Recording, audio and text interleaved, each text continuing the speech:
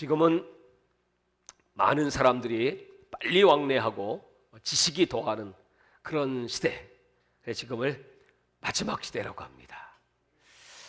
지금 서양 사람들의 화두가 뭐냐 하면 4차 산업혁명 시대, 또 AI, 인공지능 이런 단어들을 많이 사용하고 있고, 또 깨어있는 사람들은 그런 쪽에 투자하고 또 그런 쪽을 선점하기 위한 경쟁이 지금 세계적으로 아주 치열한 마지막 때입니다. 여러분, 이 스마트폰이 개발되고 나서 10년이 지난 다음에 세상이 어떻게 변했냐 하면 50억의 사람들이 스마트폰을 손에 갖고 있습니다. 우리 한국 사람들은 95%가 스마트폰을 손에 잡고 있어요. 우리 집에 보니까 우리 노아도 손에 잡고 있더만. 벌써 다 넘기고 돌리고 벌써 어디 무슨 프로그램인지 다 압니다. 이런 시대가 되었어요. 세상이 지금 급변하고 있습니다. 전 세계 기업 가운데 여태까지는 이런 평범한 제조, 이런 산업시설과 회사들이 세계를 석권하던 시절이 있었습니다. 그러다가 이제 얼마 전부터는 그런 회사는 다 순위 밖으로 밀려버리고, 지금 여러분 세계 1위부터 8위까지의 기업이 어떤 기업입니까? 구글이라고 하는 기업은 물건을 만들어 파는 기업이 아닙니다. 그죠? 전 세계를 인터넷으로 연결해서 그 조직된 망을 가지고 광고 하나만 해가지고 세계 1위의 기업이 되었습니다. 아마존, 그 아마존이라는 회사는 그 전 세계 생산 네트워크와 판매 네트워크를 하나로 만들어서 백화점도 거치지 않고 중간 단계도 거치지 않고 바로 다이렉트로 물건을 공급하는 그 시스템으로 말미암아 세계를 석권하고 있습니다. 페이스북, 여러분 우리가 쓰고 있는 이 페이스북, 친구들 서로 연락하고 소식 전하고 그런 것으로 알고 있지만 그 네트워크가 전 세계를 뒤엎고 있습니다. 그런 기업들, 유튜브, 지금은 전 세계 사람들 유튜브를 안 보는 사람이 없죠. 이런 기업들이 지금 세계 8대 기업에 들어가고 있습니다. 그러니까 얼마나 급속도로 세상이 빨라지고 있는지, 이미 이것은 다니엘이 2600년 전에 이미 우리에게 오늘 이 본문의 말씀으로 예언한 내용이기도 합니다. 인공지능이 발달되면서 앞으로 어떤 시대가 도래할까? 사람들은 굉장한 기대를 갖고 있지만 또 반면에 두려움을 갖고 있습니다. 일론 머스크라고 하는 테슬라의 그 사장은 말했습니다. 악마가 오고 있다. 이 인공지능은 우리에게 악마로 우리를 지배하게 될 것이다. 그런 두려움을 얘기하기도 했습니다. 구글의 회장은 앞으로 우리 모든 회사는 인공지능에 전력 투구한다. 페이스북은 그 이익의 40%를 인공지능에 투자합니다. 인공지능을 모르면, 이것을 도입하지 않으면 이제 세계적 기업은 살아남을 수가 없습니다. 그래서 경쟁이 아주 치열하죠.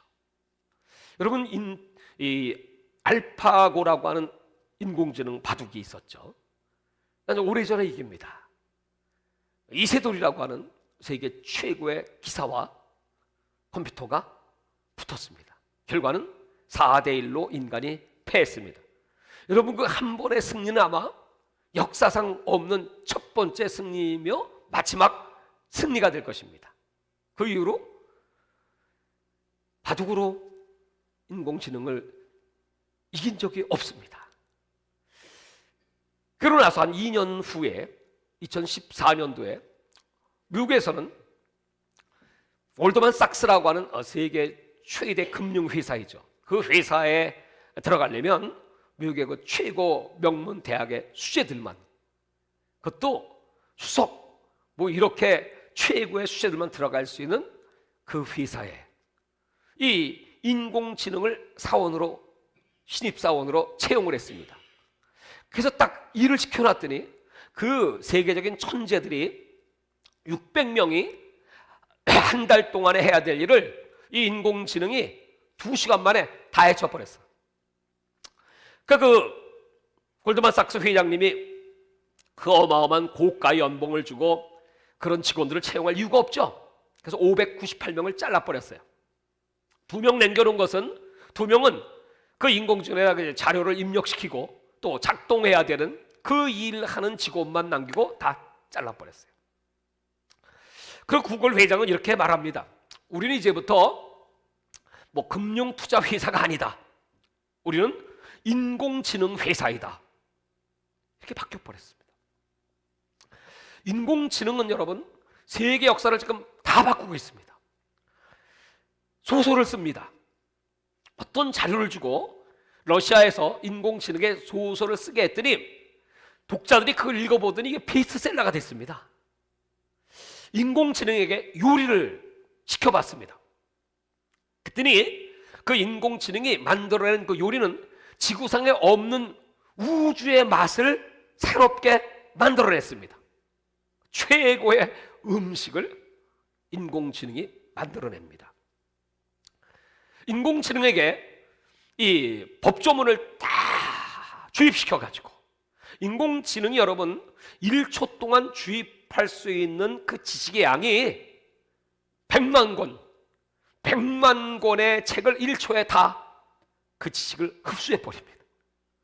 거기다 여러분 법조 지식을 다 집어넣고 여러분 판결을 내리게 해보시기 바랍니다. 여러분 세상의 어떤 판사들, 변호사들 당해낼 수가 없죠. 그래서 그런 것들을 채용합니다. 그러니까 앞으로 이제 뭐 법조계든지 또 의사, 최고의 의사들이 모인 병원에 인공지능을 투입시켰어요. 그래서 진단합니다. 의사들은 오진할 수가 있습니다. 인공지능은 거의 100% 완벽한 그 병명을 진단해냅니다. 그 다음에 치료, 처방전, 인공지능은 거의 완벽한 처방전을 내놓습니다. 의사들도 이제 점점 직업을 잃어버릴 수밖에 없겠죠. 그래서 미국의 실리콘밸리에서는 이 인공지능의 시대가 온다는 걸 알기 때문에 아이들 교육을 지금은 뭘 가르칩니까? 국어, 영어, 뭐 수학, 과학, 뭐 생물, 뭐 음악, 뭐 이런 분야들을 쫙 학교에서 강의하지 않습니까? 그런 거 하나도 안 가르치더라고요. 가르치는 건 딱 하나. 인공지능을 이길 수 있는 방법은 무엇인가? 인공지능에 지배받지 않는 인간은 어떤 인간이 되어야 하는가? 이게 실리콘밸리의 학교들이 가르치는 과목입니다. 세계적인 기업 그 구글 회장은 자기 아이들에게, 손주들에게 절대로 스마트폰을 주지 않는답니다. 왜요? 거기 잡히면 노예가 되니까. 서울대학교에서 이런 발표를 했습니다. 앞으로 2045년 정도 되면 이 세상은 4개의 계급으로 나눠지게 될 것이다. 그 4개 피라미드 맨 위에 아주 상위 계층, 그 사람들 누굴까요? 인공지능을 개발하고 그것을 활용하는 그런 기업입니다. 두 번째 부류는 그 인공지능을 활용해서 그것을 이용해서 사업을 하든지 아니면 BTS와 같이 그 유튜브를 통해서 여러분 세계적 스타가 되지 않습니까? 그걸 이용하는 사람이 그 다음 계급이 될 것입니다. 세 번째 계급은 무엇일까? 세 번째 계급은 인공지능 자체입니다. 그 세 번째 계급까지는 1%도 안 되는 숫자입니다. 그럼 마지막 네 번째 계급은 99%의 사람, 그 사람은 누군가요? 인공지능에게 지배당하는 사람들. 서울대학교에서 이런 발표를 했습니다. 미국의 스탠포드 대학에서는 이제 앞으로 인공지능에 의해서 이 세상의 모든 사람의 삶은 난민의 수준으로 전락할 것이다. 난민. 상대가 돼야죠. 사람의 IQ가 여러분 최고 IQ가 180에서 200이면 천재입니다. 여러분들은 IQ가 몇 정도 되시나요?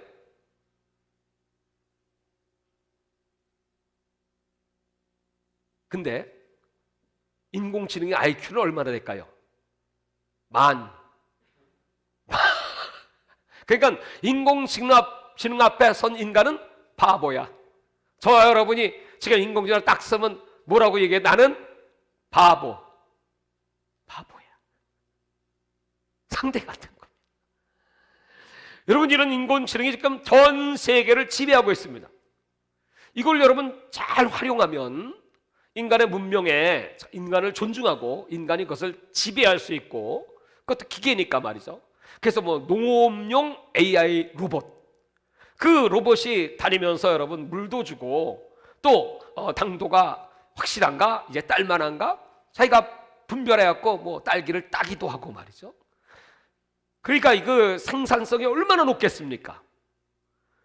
농사를 짓는 일도 하고, 또 요새는 저 식당에 가면 여러분 그 로봇가 쫙 주문을 하면 음식도 배달하죠. 그런 것들이 이제 점점 이제 많아지게 합니다. 그다음에 이제 호텔에도 사람 없습니다. 무인 호텔. 그래서 인공지능이 전부 그 시중 들고 사람 만나지 않습니다. 그러니까 인건비 절감되고, 그러니까 뭐 호텔비도 50%씩 막 다운되고, 그러니까 다른 기업은 상대가 안 되는 겁니다. 그래서 하여튼 이것을 또 인간의 그 질병을 치료하기 위한 것이라든지, 또 이런 생산성을 높이기 위한 것이라든지, 또 이 재산업 현장, 방사능이 있는 곳에 이런 인공지능 로봇가 들어가서 일을 하게 되면 뭐 그런 피해는 받지 않으니까 말이죠. 뭐 뜨거운 그 불 가운데 들어가서도 뭐 일을 할 수도 있는 것이고요. 그런 그 환경을 극복하고 참 유용하게 사용될 수 있는 것이 AI 인공지능입니다. 그런데 이것을 누가 사용하느냐에 따라서, 여러분 선한 사람이 쓰면 선이 쓰임 받겠지만 악한 자들이 그 인공지능을 딱 잡고 운영하기 시작하면 악한 도구로 쓰임 받죠. 그러니까 전 세계 인류가 다 그 인공지능의 통제를 받게, 예를 들어서 그런 악한 국가 권력을 잡은 자가 그것을 쓴다면, 여러분 중국 가면요, 거기 뭐 수천 명 수만 명 지나가는 거예요. 한 번에 스캔을 쫙 하면요 얼굴이 그대로 뜨고요, 그것이 바로 AI에 들어가면 신원이 그냥 바로 거기 나옵니다. 이 사람 나이 몇 살, 이름 뭐, 어디 출신 쫙. 그래서 수배된 사람이 한 번에 그냥 쪽집게처럼 잡아냅니다. 이제는 은행도요 90%의 은행이 지금 이제 필요 없어집니다. 현금 없는 사회가 되지 않습니까? 비트코인이라는 것이 지금 뭐 갑자기 뜨기 시작했잖아요. 보니까 그 비트코인이 처음 나올 시절쯤, 그러니까 2015년 그 정도에 말이죠, 피자 한 판을 비트코인으로 사 먹을 때 그때 10,000비트. 그럼 여러분 그때 당시에 1비트가 얼마였냐니까 2.75원이 1비트였대요. 그러니까 그때 당시에 27,000원, 27,000원. 그거 이제 사는 겁니다. 10,000비트면 피자 한 판 사는 겁니다. 근데 여러분 1비트가 2.75원이 지금 혹시 1비트가 얼마인지 아시나요? 내가 그런 걸 뭐하러 기억해? 7천만 원. 놀래지도 않네. 이제 1억 시대가 도래한다는 겁니다. 여러분 누가 그런 생각을 했겠어요? 그거 처음에 갖고 있던 사람은 뭐 지금 어마어마한 부자입니다. 근데 여러분 요새 어린 아이들이 게임 하잖아요. 야, 게임 좀 하지 마. 애들은 신바람 나게 합니다. 그거 못하는 애들 거의 없어요. 근데 그 어린아이 그 게임 속에 뭐가 있냐면 거기 비트코인 채굴하는 그 채굴하는 게 있다는 거야. 그 게임을 하면서 채굴을 해. 그걸 여러분 많이 얻게 되면 아이들이 보통 50억, 60억을 번대. 현금을 버는 게 아니고 그런 코인을 버는 거야. 그 나중에 이제 바꾸면 그게 돈이에요, 돈. 여러분 그런 아이들이 지금 커가고 있다면 걔들이 지금 우리 기존의 가치, 또 이런 경제 시스템 뭐 이런 거 걔들이 콧방구나 크겠습니까? 그거 해가지고 얼마를 본다고. 그저 열심히 게임만 해도 수십억 생겨. 그러고 그냥 엄마 아빠가 확확 밀어주시겠지? 계속 벌어라 벌어. 여러분 가정의 질서는 어떻게 될 것이고 그 아이들의 영성은 어떻게 될 것이고. 여러분 인간의 뇌 중에 전두엽이라는 게 있습니다. 전두엽. 이 전두엽의 기능이 뭐냐 하면 바로 인간이 하나님을 생각하고 기도할 수 있고 또 영적으로 살 수 있고 윤리와 도덕을 지킬 수 있고 그런 기능이 전두엽에 있다는 것입니다. 여러분, 사탄이 마지막 때 이마나 오른손에 인을 땅 친다고 할 때 그게 어딜까요? 전두엽입니다. 지금 아이들이 그걸 하면서 망가지는 게 이 전두엽이 망가지는 거지. 이 뇌가 하나님을 생각하고 하나님을 사랑하고 경외하는 법을 배워야 할 텐데, 그러니 게임에 몰두하고 돈, 그 세상적인 문화와 세상적인 그 허다한 지식으로 꽉 들어차기 시작하면서부터 여러분, 거기 하나님을 찾을 수 있는 공간이 있을까요? 이런 상상할 수 없는 시대가 지금 우리 앞에 막 얼마나 빠른지, 오늘 다니엘이 얘기한 것처럼 왕래가 빨라지는 게 맞아. 옛날에는 뭐 증기 배, 또 증기 기관차, 그랬더니 얼마 있으니까 이제 자동차가 나오기 시작합니다. 그랬더니 자동차가 빨라졌더니 웬걸 비행기가 이제 나오고 있어. 그랬더니 지금은 비행기가 아니고 로켓가 발사되기 시작합니다. 그게 이제 빨라지고, 그래서 이거 빠른 거보다 했더니 오늘 이 다니엘의 예언은 그 정도의 차원이 아니고, 여러분, 이 세상 돌아가는 것이 얼마나 빨라지, 이게 여러분 불과 10년 사이에 일어나기 시작한 변화입니다. 변혁의 역사입니다. 그런 사람들은 눈치채지 못하고 그냥 좋은 세상이 돼가고 있나 봐, 이렇게 생각하고 있지만, 그러나 여러분, 영적인 시각으로 보면 이것이 앞으로 어떻게 성경을 이루어갈까요? 다 사실은 성경에 있는 거잖아요. 이렇게 되는 것도 하나님의 허락이 없이는 안 되는 거잖아요. 그럼 여러분, 성경에 이렇게 급속도로 과학 문명이 발달되고 4차 산업혁명, 5C 시대를 넘어서 이제 6G 시대가 옵니다. 4G에서 5G로 갈 때 20배 빠르다고 했거든요. 지금 인터넷 속도 굉장히 빠르지 않습니까? 6G로 가면 그냥 동시, 거의 그냥 직각입니다, 직각. 일론 머스크가 지금 전 세계에 띄우고 있는 인공위성 말이죠. 그 위성은 올라갔다가 도로 그대로 내려옵니다. 이제는 올라갔다 내려왔다, 올라갔다 내려왔다, 전 세계 지금 약 4만 5천 개 위성을 띄울 계획을, 스페이스 X 우주 계획을 갖고 있지 않습니까? 거기서 끝나지 않고 이제 화성 간답니다. 사람을 태우고 달나라가는 건 아무것도 아니고요. 그런 일들을 하고 있습니다. 그것은 전 세계 인터넷망으로 이제 하나로 묶는 작업을 하게 될 것이고요.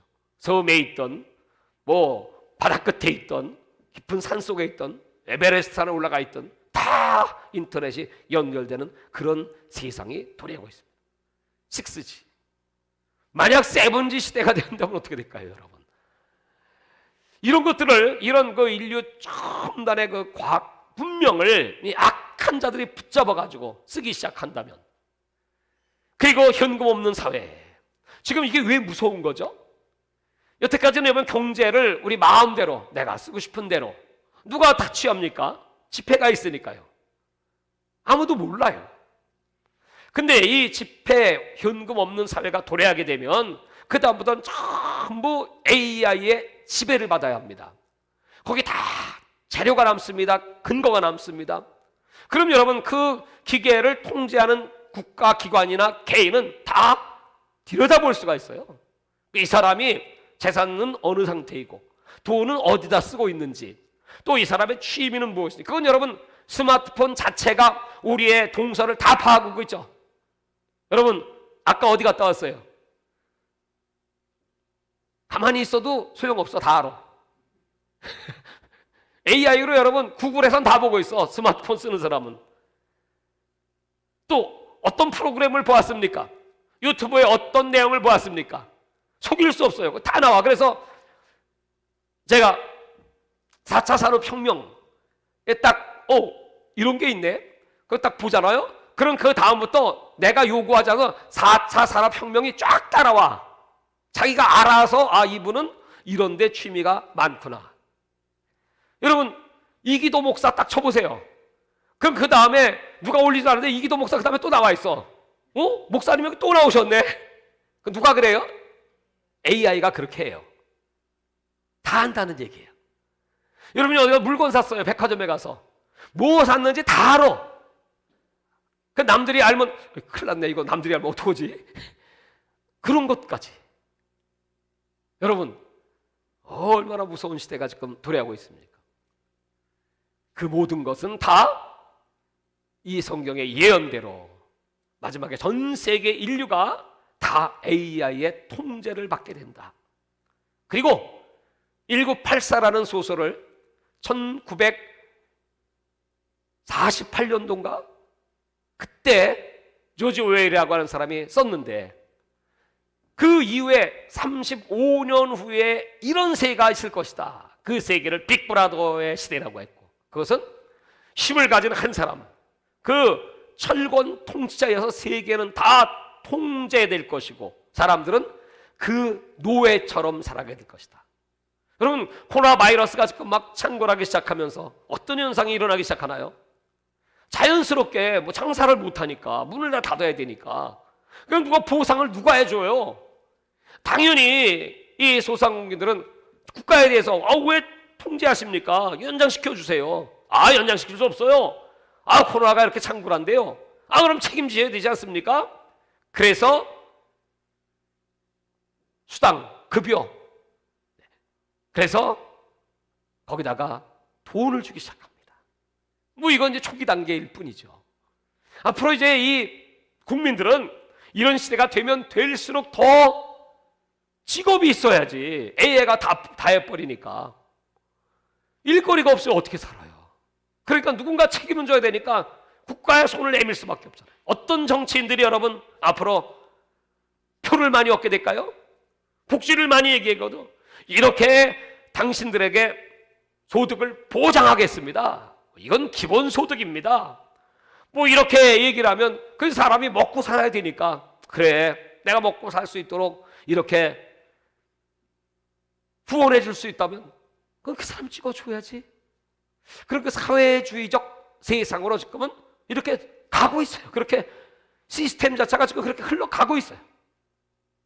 우리나라가 지금 여러분 이렇게 되리라고 누가 상상이나 했겠습니까? 미국이라는 나라가 저렇게 지금 돌아가고 있는 것을 여러분 누가 상상이나 했겠습니까? 카나다가 여러분 저렇게, 전 세계가, 유럽이라는 나라가, 결국은 하나의 힘을 가진, 그들은 이 종교를 하나로 묶고 싶을 겁니다. 경제를 하나로 묶게 되니까요. 정치도 하나로 묶게 될 겁니다. 그래서 그 예언을 오늘 다니엘이 이렇게 예언을 하면서 처음에 봤던 제일 중요한 환상이 다니엘서 2장입니다. 2장에 보면 느부갓네살 왕이 꿈을 꿨어요. 이게 도대체 무슨 꿈이냐? 한 신상을 봤거든. 그들이 말이고 머리는 금이더라. 그 다음에 그 가슴은 은이야. 그 다음에 이 배는 동이야. 근데 다리는 철인데, 더 밑을 가보니까 맨 밑에 발은 얼마는 철, 얼마는 흙이더라. 그 해석이 또 성경에 나와 있어요. 그것은 당신의 시대에, 당신은 금과 같은 아주 최고로 아주 찬란한 그런 문화와 세계를 지배했던 세력이 바벨론입니다. 그러니 당신의 제 끝나고 나면 은혜 시대가 도래할 텐데, 그 은혜 시대는 바로 메데와 페르시아라는 나라가 등장하게 될 것입니다. 그 시대가 끝나면 그 다음에 역사적으로 등장하는 나라는 노세나라, 동해나라, 그리스, 헬라가 세상을 지배하게 될 것입니다. 이거 세상 역사입니다. 이거 역사책에 나오는 얘기예요. 그냥 그대로 성경에 기록된 게 그냥 역사책에 그대로 나와 있습니다. 이미 다니엘이 해석을 한 거 해석대로 역사를 흘러가고 있죠. 그리고 났더니 철의 시대가 도래하는데, 그 다리가 철이라고 하는 것은 바로 로마 제국이 이 땅을 지배할 때가 올 것입니다. 그리고 이제 마지막 제국이 바로 발가락이, 이건 얼마는 철이고 얼마는 흙이야. 근데 이것이 하나가 돼야 될 것 같은데 절대로 하나가 되지가 않아. 철의 나라와 흙의 나라는 하나가 되지 않습니다. 여러분, 마지막 때가 되면 그 내용은 뭐냐면, 이 사탄이 마지막 10발가락의 시대, 10뿔의 시대, 이 마지막 시대는 이 세계 정부가 이 세상을 지배하면서 하나의 세상, 하나의 원 월드, 그리고 하나의 세계 질서, 뉴 월드 오더. 그래서 정치를, 그리고 경제를, 그리고 종교를, 요 셋을 통합시키는 시스템으로 만들어가고 싶어 합니다. 그래서 지금 마귀가 하는 일은 그 일을 지금 열심히 하고 있습니다. 그런데 하나님의 의도에 의하면 이게 그렇게 안 돼요. 만들고 싶은데. 그래서 EU라고 하는, 여러분, 유럽을 하나로 만들기 위한 그런 작업을 시작했습니다. 근데 보니까 이 경제를 하나로 만들어 볼까? 유로화를 만들고 말이죠. 그 여러분 유럽의 그 EU 본부 빌딩을 여러분 그 사진 같은 거 나온 거 보면 희한하게 생겼어요. 어떻게 생겼냐면 꼭 바벨탑처럼, 바벨탑. 무너진 바벨탑의 모습. 그것은 우리가 그 노아의 홍수 때 심판받고 멸망했기 때문에 다시는 흩어짐을 면하자. 하나님 없이 우리끼리 다시 탑을 쌓아보자 하고 그 바벨탑의 영광, 바벨론 제국의 영광을 재현하고 싶은 것이 후대 그 열발가락 시대의 적그리스도의 세력들이 만들기 원하는 국가입니다. 그렇게 딱 해놨는데 이게 웬걸? 경제가 하나로 되나 했더니 갑자기 리먼 브로더스 사건이 뻥 터져가지고 세계 경제가 흔들려 버리니까 이게 뜻대로 안 되는 거야 이게. 그리고 이제 어떻게 국가끼리 우리 유럽이 연합해 보자 했더니 그 안에서도 또 영국이라는 나라가 야 그거 해봤더니 우리 별로 이익도 없이 말이야 니들 다 받아들여갖고 우리 경제만 엉망진창되고 말이야 차라리 그냥 우리끼리 잘 먹고 잘 살래 안 해 브렉시트 탈퇴해버리고 말았어요. 그러니까 이 마귀가 자신의 제국을 그렇게 만들어서 완벽한 통제사회로 만들고 싶거든요. 지금 짐승 정부가 하는 일이 이제 그런 일들을 지금 계속 추진해 나가고 있거든요. 근데 자꾸 브레이크가 걸리는 거야 이게. 왜 그럴까요? 철과 흙은 하나가 될 수 없기 때문에. 지금 이 마지막 시대는 그 투쟁입니다. 한편에 하나님을 경외하는 사람들 그냥 맨날 지금 우리 요나의 뱃속에 들어가 있는 것 같지 않습니까? 음부에 들어와 있는 것처럼 이렇게 악한 세력들이 특세하고 있습니다. 이런 정사와 권세 어둠의 세력들을 주님 막아주세요. 물리쳐주세요. 하나님의 나라가 이 땅에 세워져. 아니 물고기 뱃속 같은 음부 속에서 여러분 주여 삼차하고 금식하고 기도하고 부르짖고 간구하니 여러분 이 물고기가 견딜 수가 없잖아요. 토해낼 수밖에 없지 않습니까? 이런 투쟁이 지금 이 땅에서 펼쳐지고 있는 게 영적 상황입니다. 하나 될 수 없습니다. 그런데 이렇게 투쟁을 하다가 아마 마지막 때 하나님이 그래도 잠깐, 그걸 우리는 7년 평화조약 기간이라고 표현하고 있습니다. 다니엘의 예언한 다니엘서 9장 27절의 예언이 요한계시록에 그대로 펼쳐집니다. 7년입니다. 그 7년 가운데 3년 반은 전 3년 반은 1261일로 표현합니다. 빛으로 표현합니다. 어느 정도 시간이 있고 어느 정도 후 3년 반의 준비를 하기 위한 시간들입니다. 그때는 복음도 전할 수 있고 두 증인도 등장합니다. 그러나 이제 그것이 후 3년 반으로 딱 카운트 안에 들기 시작하면 그 전에 평화조약이 맺어지고 3차 세계대전도 터지고 지금 이스라엘이 지금 막 흉흉하지 않습니까? 그 전쟁 일으키고 싶은 거예요. 이 짐승 정부는요 전에부터 그렇게 해오던 것을 이제 다시 시도하는 것입니다. 그래서 여러분 막 로켓포가 지금 저 하마스에 의해서 팔레스타인에서 이스라엘 쪽으로 막 떨어지지 않습니까? 그것을 그 폭탄들의 90%를 막아내.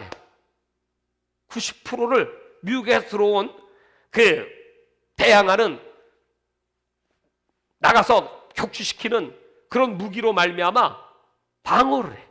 그래서 이제 딴 것들은 재수없게 이제 엉뚱한 데 떨어지면 이제 거기 있는 사람들이 좀 다치거나 죽는 거죠. 그래서 이스라엘 사람들이 다쳐서 죽은 사람들이 몇 명이니까 10명. 10명. 근데 그 팔레스타인 사람들은 그 바람에 이 이스라엘이 화가 나가지고 폭격을 시작해갖고 죽은 사람이 몇 명이냐면 200명. 항상 그래, 그 싸움은. 건드렸다 하면 아주 개박살 돼, 개박살. 그 성경의 원리거든요. 그렇게 이제 분쟁을 겪습니다.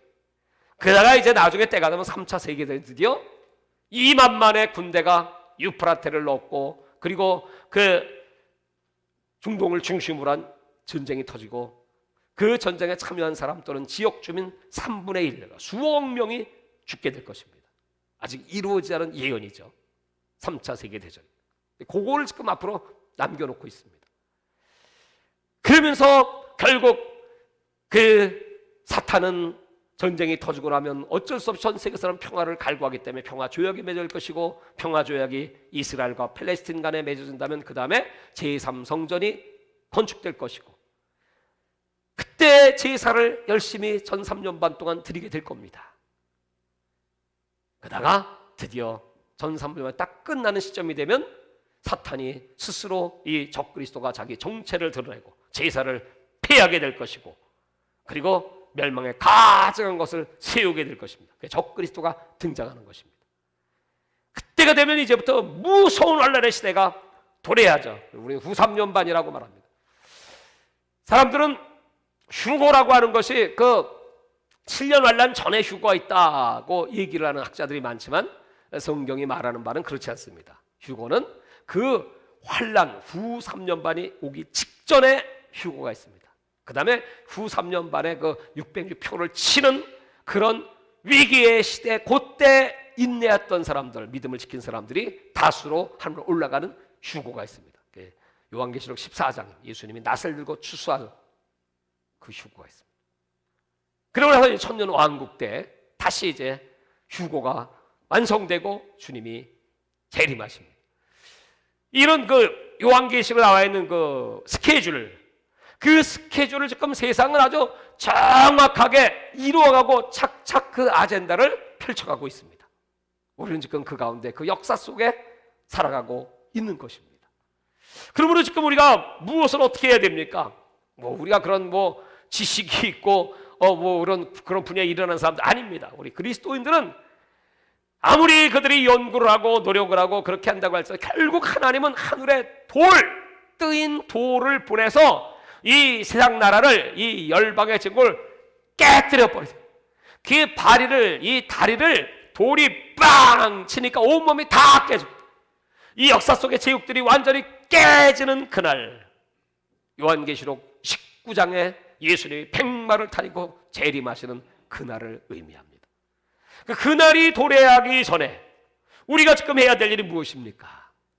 우리는 이 성경의 마지막 때를 알고 준비하고 기도하고 영적 준비, 또 이 세상을 살아가는데 정말 뱀처럼 지혜롭고 비둘기처럼 순결하라 거룩한 삶, 그 성경의 말씀을 치우침 없이, 여러분 요새요 이단들의 그 미혹이요 얼마나 많으냐 하면요, 지금 유튜브 시대잖아요. 제가 이제 이렇게 가끔 영감이 딱 오면 이렇게 봐요. 보면 이제 분별이 딱 돼. 굉장한 메시지고 굉장한 같은데 끝에 가면 꼭 이단은 끝이 달라. 끝에 가서 뭐라는 줄 아세요? 이럴수록 여러분 더 열심히 기도해야 되죠. 성령 충만해야 되죠. 아멘도 크게 해야 되죠. 근데 끝에 가서 이렇게 바뀌어요. 마지막 때가 되면 이 사탄이 기사와 이적, 적그리스도가 기사와 이적을 행하기 때문에 기사와 이적을 행하는 자들을 조심하십시오. 그 가운데 뭐예요? 방언 기도하는 사람을 조심하십시오. 요래 얼마나 교묘한지 몰라요. 그래서 기도 안 해요, 그 사람들. 기도 안 하고 성령 충만 어떻게 받습니까, 여러분? 요새 이게 찾아오는 분도 있고 전화가 오는 분들이 많아요. 어떤 분은 목사님, 제가 성령을 받은 것 같기도 하고 아닌 것 같기도 하고, 내가 하는 방언이 진짜 같기도 하고 아닌 것 같기도 하고, 내가 지금 천당 가는지 아니면 지옥 가는지 확신이 없습니다. 그래요. 그래요. 내가 성령을 받은 객관적 증거와 그 다음에 주관적 증거, 객관적 증거는 성경의 말씀이 믿어지시나요? 믿어진대. 주관적 증거, 그럼 하나님 사랑하시나요? 사랑한대. 그럼 됐지. 근데 기도를 해도 확신이 오지 않고 막 자꾸 내 마음속에 이런 마음이 생긴다는 거야. 마귀가, 너는 가짜 방언을 하고 있다. 그래 봐야 소용없다. 여러분, 우리 인간의 구조가 영, 혼, 몸, 영 속에 하나님이 계시다면 영이 하나님과의 비밀을 말하는 게 방언이거든요. 혼은 우리 생각이잖아요. 그 생각이 모를 수 있어요. 내 영과 하나님 영과의 비밀이에요. 그래서 이 혼 생각 속에 여러분 어디까지, 내 육체와 이 혼까지 마귀가 침투할 수 있는 공간이에요. 그러니까 가룟 유다에게 예수를 팔 생각을 마귀가 집어넣었다고요. 생각을. 그 생각을 뺏겨버리니까 파는 거 아니에요. 그 얘기죠 있어요. 그리고 기도해 주니까 내가 또 여러 가지 이제 뭐 지금 시간 관계상 말할 수 없고 얘기를 좀 해주니까 그냥 금세 영이 확 살아나. 그래서 그냥 기도합시다. 방언으로 맡기니까 주야 방언이 막 터져 나오기 시작하는데 그냥 아이고 목사님 감사합니다. 큰일 날 뻔했습니다. 내가요 10년을 고민했습니다. 그래. 진작 전화하지. 또 어떤 분은 돈이 무지하게 많어. 그런데 목사님 걱정은 아들이 우울증이 왔습니다. 그 아들이 얼마나 돈도 필요 없고요. 그냥 죽고만 싶어. 어떻게 해요? 간암을 또 수술을 받았는데 늘 재발의 그런 마음속에 두려움이 있어. 그런 분이 또 있어. 여러분 지금 이 마지막 때가 되면 될수록 여러분 뭐 돈으로 해결되나요? 네? 또 신앙생활 안 했던 분들 아니에요? 다 하셨어요. 그렇지만 그렇게 교회에 다녀서 해결되나요? 안 돼요. 또 기본적인 복음의 진리 알아요? 안다고 해결되나요? 아니에요. 지금은 여러분 하나님 만나셔야 합니다. 성령을 체험하셔야 합니다. 믿음의 확신이 있어야 합니다. 이 말씀이 아주 뿌리가 깊이 내리고 이 말씀 한마디도 떠나 다 이루어진다. 아무리 지금 사탄이 이렇게 위협을 하고 세상을 지배하고 무서운 세상, 여러분 환난 얘기하고 7년 대환란 얘기하면 두려워 벌벌 떨어. 여기는 그런 분 없겠죠? 이 얼마나 영광스러운 환희의 날입니까? 예수님 오실 때. 우리 이날 사모하고 기다리잖아요. 요한계시록을 칠 때 축복이 있다고 그랬잖아요. 이건 축복의 책입니다. 읽고 또 읽고 와 주님 만나 생각하니 가슴이 뛰고 나는 거룩한 그리스도의 신부요 우리 주님이 신랑으로 나를 맞이하러 오십니다 하고 준비하는 것이 여러분 얼마나 큰 축복입니까? 그런 준비를 해야 할 텐데 깜깜해요. 답답합니다. 시간이 다 됐군요. 오늘 이런 시대를 맞이해서 우리가 이 복음의 진리를 좌로도 우로도 치우치 마라. 그리고 이 하나님의 그 말씀, 성령과 말씀입니다. 말씀과 성령의 균형을 잃어버리지 마라. 또 우리 신앙의 인격과 신앙생활의 균형도 잃어버리지 말라. 또 교회와 가정의 균형, 교회와 사회의 균형도 잃어버리지 말라. 여러분 우리가 정상, 우리가 뭐 어디 뭐 도망갈 때가 있습니까? 도피지에 들어갑니까? 그런 거 아닙니다. 그 이단들이 다 하는 수법입니다. 뭐 이럴 때 뭐 뭘 쌓아야 우리가 삽니까? 비트코인 사야 삽니까? 아니 여러분 무엇이 저와 여러분을 지켜주나요? 사랑하는 예수님, 피난처는 나의 예수, 예수는 나의 방패, 나의 산성, 나의 피난처, 내가 의지하실 하나님이심을 고백합니다. 무얼 먹고 마시고 살까 염려하지 마라. 그럼 환란의 시대가 오면 여러분 요한계시록 광야로 도망하라는 도망. 미리 걱정해. 이거 어디로 도망가라. 큰일 났네 이거. 어디 산속으로 가야 되나? 여러분 그런 걱정을 왜 합니까? 예수님께서 이렇게 전지전능하신 분이라면 여러분 저와 여러분의 앞길 다 예비하시고 무슨 시험이든 감당치 못할 시험 주지도 않고 피할 길도 주시고 우리는 하여튼 예수님 찬양하고 항상 기뻐하고 감사하고 여러분 걱정하지 말고 마음 평안하게 든든하게 날마다 예수 이름 부릅시다. 주여 주여 주여. 성령 충만하고 방언기도 열심히 하고 여러분 말씀 열심히 읽고요. 그러면요 지금부터 여러분 곧 도래할 마지막 시대 하나님께서 쓰시는 사람들, 남겨놓은 자, 바알에게 무릎 꿇지 않은 7천들, 여러분 그런 사람들이 두각을 나타내고 쓰임받을 시대가 지금 도래합니다. 우리 교회가 또 우리 엄명세계 선교회가 이렇게 하나님께 쓰임받고 주님의 재림의 그날 이런 마지막 때 여러분 도래하기 전에 예수님이 오신다니까요. 마귀에게 내어지지 않고 당신의 자녀들 신부들을 하늘로 데려 올라가신다니까요. 그날을 소망하며 승리하시기를 주의 이름으로 축원합니다.